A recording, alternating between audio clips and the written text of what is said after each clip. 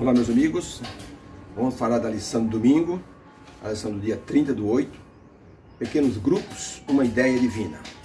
Começamos falando nessa semana sobre como ter um modo emocionante de se envolver no trabalho de Deus. O verso áureo que nós lemos, e vamos voltar a repetir: então Jesus se dirigiu aos seus discípulos e disse: a seara, na verdade, é grande, e os trabalhadores são poucos. Rogai, pois, ao Senhor da seara, que mande mais trabalhadores para a seara.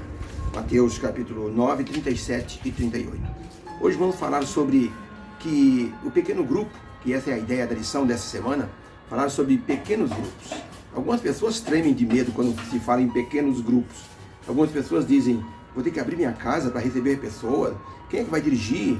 Eu já estive em alguns pequenos grupos e que se tornou uma grande bênção para as famílias da igreja que tinham os pequenos grupos dentro de casa. Deus dá uma bênção muito especial, porque ali se torna uma agência ganhadora de alma. O conceito de pequeno grupo teve início no céu, com o Pai, o Filho e o Espírito Santo, os três unidos num propósito indivisível da criação e também da redenção.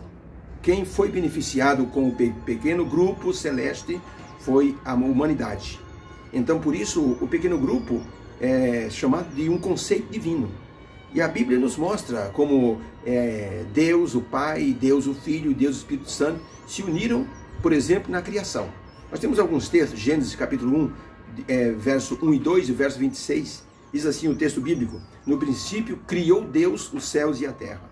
Verso 2, a terra era, porém, sem forma e vazia, e havia trevas sobre a face do abismo, mas o Espírito de Deus pairava sobre a face das águas.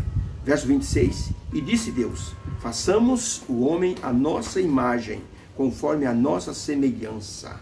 Aí está, primeiro texto. Segundo texto, Hebreus capítulo 1, verso 1 e 2, diz assim: havendo Deus antigamente falado muitas vezes e de muitas maneiras aos pais pelos profetas, nesses últimos dias falou a nós através do Filho, a quem constituiu herdeiro de todas as coisas e por quem, ou através de quem, ele também fez o mundo. Efésios 3, verso 8 e 9, diz assim: a mim, o apóstolo Paulo dizendo: a mim, o mínimo de todos os santos, me foi dada a graça de anunciar aos gentios as riquezas inescrutáveis de Cristo e demonstrar a todos qual seja a dispensação do mistério que desde os séculos esteve oculto em Deus, que tudo criou. Então, para a pergunta: como a Bíblia mostra a unidade divina na criação? A resposta é: três seres unidos em um só propósito na criação: Pai, Filho e Espírito Santo. Os três formaram o primeiro grupo, atuando em sintonia para a criação e depois para a salvação da humanidade após a queda. Muito bem, o Pai, o Filho e o Espírito Santo fizeram tarefas diferentes na criação. O Pai, por exemplo, falando numa linguagem humana, o Pai planejou tudo. Jesus Cristo executou a obra da criação e o Espírito Santo supervisionou. Por isso que o texto bíblico diz que eis que era tudo bom, eis que era muito bom. Expressões que mostram que o trabalho em grupo, em equipe, se tornou um sucesso na criação do mundo. O apóstolo Paulo reconheceu isto, e ao falar sobre o mistério da criação, ele falou isso como sendo um mistério, ou seja, algo que nossa mente finita não consegue assim alcançar. Com a redenção também foi o mesmo, o mistério da redenção. Hoje nós trabalhamos com a redenção, falando aos outros sobre a salvação através de Cristo Jesus. Mas nos primeiros momentos da criação do nosso mundo, Deus Pai, o Espírito Santo e Jesus Cristo estiveram unidos na criação. Tanto que a expressão façamos o homem é uma expressão no plural. Façamos, ou seja, nós que estamos aqui, os três, façamos o homem à nossa imagem. E com isso então se tornou, o apóstolo Paulo diz, um mistério para o ser humano, tá? Por isso que nós temos que olhar para o pequeno grupo como sendo algo que pode salvar pessoas. Uma mulher que estava assim diagnosticada com uma doença terminal, ela perguntou ao médico: doutor, quanto tempo eu tenho de vida? Ela havia aceito Jesus no coração, estava feliz com esse sentimento de salvação na vida dela. E ela perguntou ao médico: doutor, quanto tempo eu tenho de vida? O médico não quis falar e ela insistiu: doutor, por favor, eu preciso saber. é que eu tenho projetos espirituais em cima do meu tempo de vida. O médico disse, olha, para ser sincero com a senhora, se a senhora ficar no hospital, a senhora talvez tenha 4 a 5 meses de vida. Se a senhora for para casa, eu digo para a senhora com pesar, talvez a senhora não dure nem 2 meses. E o médico então ouviu com espanto aquela paciente dizer, doutor, o senhor pode me dar alta? Eu quero morrer em casa, junto com meus familiares, porque eu quero falar para eles sobre o plano da salvação, sobre Jesus Cristo, o Salvador. O médico, com relutância, deu alta para aquela mulher, ela foi morrer em casa. Chegando em casa, ela reuniu os familiares, contou a história da alta, por que ela estava em casa, e então ela disse para os familiares, eu quero falar a vocês sobre o que Jesus fez na minha vida. E começou a falar para os familiares. Depois, então, ela pediu para que os familiares convidassem o vizinho da frente. Então, o filho convidou o vizinho da frente, o vizinho veio visitá-la, conversou com ela, ela começou a falar de Jesus Cristo. Depois, então, ela pediu para o outro filho, no dia seguinte, chamar o outro vizinho, e assim eles foram revezando e chamando os vizinhos. Essa mulher, ela ia durar 2 meses em casa. Viveu mais 5 anos pela graça de Deus. E a casa dela se tornou um pequeno grupo. Cada vez mais pessoas vinham visitá-la e ficavam espantados de que ela iria durar 2 meses, já estava passando o tempo e aquela mulher não dava sinais de que iria morrer. Sabe quantas pessoas essa mulher evangelizou no lar dela? 700 pessoas. Aproveitou a oportunidade para falar de Jesus a 700 pessoas. Queridos amigos, olha como o pequeno grupo tem assim a finalidade de salvação. Quando se fala de salvação, nós temos que olhar para Jesus Cristo. Temos que olhar para o Pai Eterno e temos que olhar para o Espírito Santo. Por isso que, ao falar sobre esses 3 unidos no plano da salvação e na criação, nós vamos olhar para Jesus Cristo morrendo na cruz e em seguida Jesus colocado na tumba. E existe uma pergunta, a pergunta número 2. Como a ressurreição de Jesus mostra a união dos 3 seres da divindade na execução do plano da redenção? Vamos então ler os textos? Diz assim, João 10, 17 e 18 diz assim, por isso o Pai me ama, porque eu dou a minha vida para a retomar.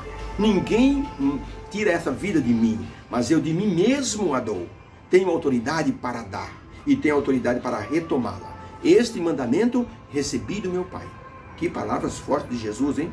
Em Romanos 8, verso 11 diz assim, e se o Espírito daquele que dos mortos ressuscitou a Jesus, notem a expressão, e se o Espírito daquele que dos mortos ressuscitou a Jesus habita em vós, o Espírito Santo, aquele que dos mortos ressuscitou a Cristo Jesus, há de vivificar também os vossos corpos mortais pelo seu Espírito que em vós habita. Falando do Espírito Santo. 1 Coríntios 15, verso 15, o apóstolo Paulo diz assim, assim também somos considerados como falsas testemunhas de Deus, que ele ressuscitou a Cristo, o qual não ressuscitou, se na verdade os mortos não ressuscitam. Então o apóstolo Paulo está sendo muito claro em dizer, se Jesus Cristo ressuscitou, então nós estamos falando a verdade. Agora, se ele não ressuscitou, então nós estamos falando mentira. Então veja, ele diz assim, nós somos testemunha de que Deus ressuscitou Jesus Cristo. Então, para a pergunta, como a ressurreição mostra que a Trindade, que os 3 participaram, o Pai, o Filho e o Espírito Santo, participaram ali da ressurreição. Jesus disse, eu tenho a vida, posso dar e posso retomar. E depois o apóstolo Paulo diz assim, o Espírito que ressuscitou Jesus. E depois então, o Pai ressuscitou Jesus. Então os 3 participaram do processo de ressurreição para que nessa união de propósitos, o ser humano fosse beneficiado com a ressurreição do Senhor Jesus Cristo.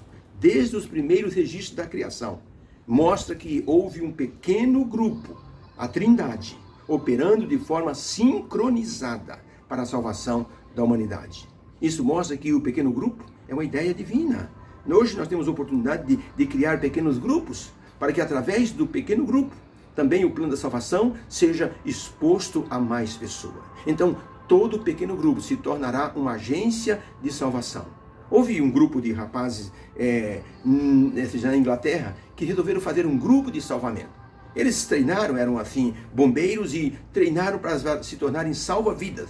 Ou seja, toda vez que tivesse um sinistro, um navio naufragando, aquele grupo unido ia então para salvar as pessoas. Um dia eles estavam reunidos na base deles, quando ouviram a notícia de que um barco estava naufragando. Um barco de médio porte. Eles então pegaram os 2 barquinhos e 5 em cada um deles se jogaram no mar para tentar salvar aquelas pessoas. Mas o vento estava muito forte. E eles então tentaram e foram jogados para a praia. Resolveram então ficar esperando passar um pouco o vento para que as ondas diminuíssem de tamanho e de furor. Mas um deles disse: gente, não podemos esperar, as pessoas estão a ponto de morrer, eu vou então, se vocês não vão, eu vou sozinho. E ele colocou o barco na água, no mar assim, e empurrou o barco. E os amigos disseram: não, você não pode sozinho, você é maluco nessa fúria do mar? Então todos de novo entraram nos barcos, 5 em cada barco, e com muita força e energia conseguiram chegar na embarcação sinistrada e salvaram os 10 tripulantes daquela embarcação. Queridos, isso mostra que a Bíblia mostra que no mar da vida há pessoas naufragando, há pessoas sofrendo, há pessoas em desespero. E o cristão tem que ter a ideia de salvação. Tem que ter a ideia de que ele é um salva-vidas espiritual. E logicamente que sozinho ele pode até conseguir algum resultado, mas quando ele está num grupo, o resultado é muito maior. Por isso Jesus, quando mandou os discípulos, não os mandou sozinho. Mandou de 2 em 2, primeiramente. Depois mandou eles assim, os 70 discípulos, para realizarem uma tarefa. Fez isso em 2 vezes. E diz a Bíblia que eles saíram e voltaram com muita alegria, dizendo para Jesus: até os demônios se nos submetem. Eles curaram, eles ministraram conforto às pessoas, eles fizeram a obra de Jesus, mas foram em grupo. E diz que Jesus assim os abraçou, os envolveu e então mostrou que o trabalho era realmente em grupo. Quando Jesus subiu ao céu, disse para os seus discípulos: fiquem em Jerusalém, em grupo, até que vocês sejam revestidos do poder. E quando o Espírito Santo desceu no Pentecostes, houve então ali toda uma efervescência espiritual. E então aquelas pessoas trabalharam em grupo e então fizeram proezas para que pessoas fossem salvas. 3.000 pessoas num só sermão de Pedro. Diz que logo 5.000 pessoas também estavam assim se convertendo. Sabe o que é isso? É o trabalho de equipe, é o trabalho de grupo. Jesus deseja que nós hoje tenhamos essa ideia de que sozinhos conseguirmos até um resultado, mas como diz na linguagem hoje organizacional, né, de organização, o nosso resultado é pífio. Quando nós trabalhamos sozinho, quando trabalhamos em grupo, o resultado é muito maior. Hoje, a ideia é de que se trabalhe em equipe, porque você tem tanta coisa para fazer hoje, existe tanta tecnologia que você sozinho não consegue fazer muita coisa. Agora, quando você está em grupo, aí então existe um resultado muito maior. Que Deus nos abençoe, para que nos inspiremos no Pai, no Filho e no Espírito Santo, para trabalharmos em grupo. Que Deus abençoe a você neste dia, é o meu desejo a todos. Obrigado. Amém.